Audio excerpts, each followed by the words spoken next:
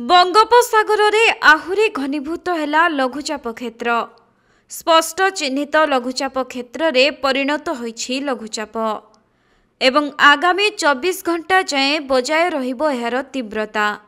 परवर्ती 24 घंटा रे गतिर दिग परिवर्तन सह उत्तर उत्तर पूर्व दिगरे एहा गति करी बंगोपसागर अंचल रे धीरे धीरे दुर्बल हेबार संभावना रहिछि, जहाँ प्रभाव रे आसंता 10 रु 17 तारिख जाए राज्य रे किछि स्थान रे स्वल्प वर्षा होई पारे एवं 13 रु 15 तारिख रे मध्यम धरणर वर्षा हेबार संभावना रहिछि।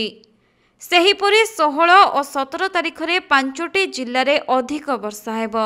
एने वरिष्ठ पाणीपाग विशेषज्ञ पूर्वानुमान करिसेंती।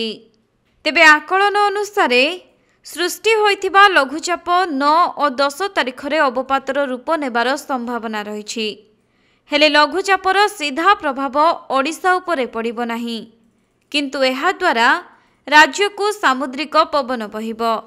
उपकूल ओडिशा और संलग्न जिल्ला रे किछि स्थान रे कालबैशाखीर मध्य संभावना रहिछि।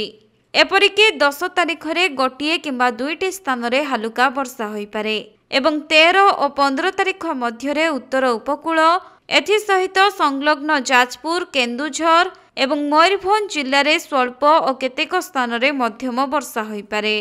तेबे आसंता काली ठारू राज्यर बालेश्वर, भद्रक, जाजपुर, केन्द्रापड़ा, कटक, जगतसिंहपुर, पुरी, खर्दा, नयगढ़, गंजाम, गजपति, मयूरभंज, केन्दुझर, सुंदरगढ़, रायगड़ा, कोरापुट, मालकानगिरी एवं नवरंगपुर गोटिए किंबा 2टी स्थान रे हालुकारु मध्यम धरणर वर्षा हेबार संभावना रहिछि। एथि सहित वज्रपात सांगको 30 रु 40 किलोमीटर बेगरे पवन मध्य बहि पारे। तेणु एही सबु जिल्ला को येलो वार्निंग जारी करिछि पाणीपाग विभाग।